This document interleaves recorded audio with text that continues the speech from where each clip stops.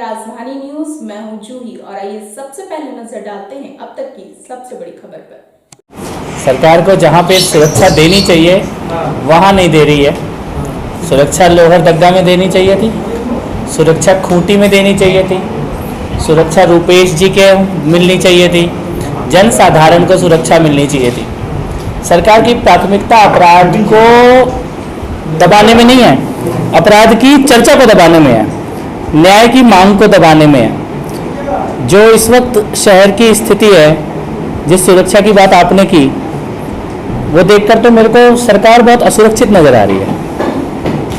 मध्य प्रदेश के खरगोन में दंगा शुरू हुआ शाम को 5:30 बजे, 7:30 बजे दंगा बंद हो गया, कर्फ्यू लग गया खरगोन में। वहां से 40 किलोमीटर दूर भीकन गांव में रात को 8:30 बजे मेरा भाषण हुआ। जब तक तो दंगा खत्म हो चुका था, कर्फ्यू लग चुका था, तो रात को 8:30 बजे 40 किलोमीटर दूर हुए भाषण को शाम को 5:30 बजे हुए दंगे से वही लोग जोड़ सकते हैं जो असली अपराधियों को बचाना चाह रहे हो, जो चाह रहे हो कि किसी तरह से मुद्दा भटक जाए। अच्छा, वो कौन लोग थे?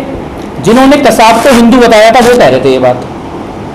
तो क्या विश्वसनीयता रह गई? दिग्विजय सिंह जी ने तो लिखा कि कपिल मिश्रा के भाषण से खरगोन में, दिग्विजय सिंह ने तो पूरी किताब लिख दी थी कि 26/11 का हमला हिंदुओं ने किया। तो ऐसे आदमी की जो खुलेआम जिहादियों को बचा रहा हो, आतंकवादियों को बचा रहा हो, बम ब्लास्ट करने वाले लोगों के लिए झूठी किताबें लिख रहा हो उनको बचाने के लिए, उस आदमी की क्या विश्वसनीयता? और मैं तो सोचता हूं कि ऐसे आरोप तो फिर मेडल है हमारे लिए। ऐसे आरोप को तो हम छाती पे मेडल की तरह धारण करेंगे ऐसे लोगों के आरोप। देखिए, बीजेपी राजनीतिक पार्टी के तौर पे संघर्षरत है। बीजेपी पत्थर तो नहीं उठाएगी पत्थर के जवाब में। वो काम तो सुरक्षा व्यवस्था का पुलिस का है। पुलिस कार्रवाई कई जगह कर रही है, कई राज्यों में पुलिस कार्रवाई करने से झिझक रही है। जैसे कि करौली में पुलिस कार्रवाई करने से झिझक रही है। यहाँ पर झारखंड में कुछ जगह पे ऐसा लगता है, रुपेश जी के मामले में देखा गया, पुलिस कार्रवाई करने से ज्यादा इंटरनेट बंद करने पे ध्यान दे रही थी कि लोग इसके बारे में चर्चा ना करें। और कई जगह पे पुलिस कार्रवाई कर रही है। खरगोन में पुलिस की कार्रवाई दिखी, तब पुलिस की कार्रवाई में भी लोग रोने लग गए कि बुलडोजर क्यों चल गया। यूपी में पुलिस ने कार्रवाई की, और यूपी तो एक तरह से मुझे लगता है रोल मॉडल है आज देश में, क्योंकि यूपी में रामनवमी यूपी में भी हुई, हनुमान जयंती यूपी में भी हुई, यूपी में हाथों में से फूल बरस रहे हैं, यूपी में स्वागत हो रहा है, पत्थर चल रहे हैं, वही गाने वही झंडे यूपी में भी तो चल रहे हैं। सरकार चलाएगी अपराधियों पर, सरकार को चलाना चाहिए, झारखंड की सरकार को भी। मैं तो बिल्कुल इसके सहमत में हूँ। सुनिए, मैं आपको लाउड स्पीकर पे बताता हूँ। लाउड सुप्रीम कोर्ट की गाइडलाइन तो सबके लिए है, सबके लिए है। नहीं, सुनिए ना मेरी बात, सुप्रीम कोर्ट की गाइडलाइन सबके लिए है। लाउड स्पीकर बंद हो, सबका बंद हो, बजे तो सबका बजे। लाउड स्पीकर बंद हो तो सबका बंद हो, लाउड स्पीकर बजे तो सबका बजे। हम तो इतना सी कह रहे हैं। और मैं तो इसमें एक चीज और कहता हूं, जब ये अजान से लोगों को बुलाने की परंपरा हुई तब घड़ियां नहीं होती थी, तब कैसे लोगों को इकट्ठा करें उसके साधन नहीं होते थे। तो कबीरदास जी ने लिखा, ता चढ़ी मुल्ला बांग दे, क्या बहरा हुआ खुदा है, तो जोर से बुलाना पड़ता था। आज के जमाने में टेक्नोलॉजी है, आप ऐप बना लीजिए, सबके मोबाइल पे रिमाइंडर जाएगा, एसएमएस जाएगा, अलार्म जाएगा, कॉल चली जाए, वीडियो कॉल चली जाए। तो वो जो उसका टेक्निकल पर्पस था लोगों को बुलाना, उसके लिए तो आज अल्टरनेटिव मौजूद है, बेहतर अल्टरनेटिव मौजूद है। हो सकता है कोई माइक की आवाज ना सुने, पर मोबाइल तो अपना सबको ही सुनेंगे।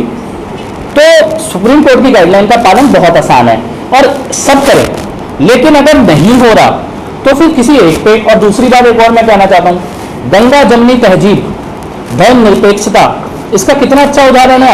अगर माइक बजी रहा है तो सारे धर्मों का बज रहा है। सपोज करो एक माइक से अजान आ रही है, उसी माइक के बगल में से हनुमान चालीसा आ रही है, उसी माइक के बगल से गुरुद्वारे की आवाज आ रही है। इससे अच्छी भारत की संस्कृति क्या होगी? इसका विरोध क्यों किया जा रहा है? इसका तो स्वागत किया जाना चाहिए। फिर लाउड स्पीकर सेकुलर है अगर सबके लिए हो तो।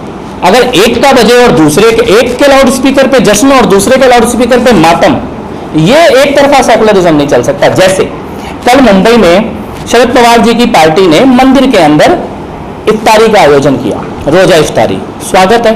हनुमान जी की जयंती के दिन हनुमान जी के मंदिर में रोजा इफ्तारी का आयोजन स्वागत योग्य कदम है। अगर हनुमान जी की जयंती के दिन मस्जिद के अंदर सुंदरकांड का पाठ भी आयोजित हो जाए, तब ये ताली बजेगी तो हाथ से, तब ये होगी असली धर्मनिरपेक्षता, शुद्ध धर्मनिरपेक्षता, भारत की पहचान।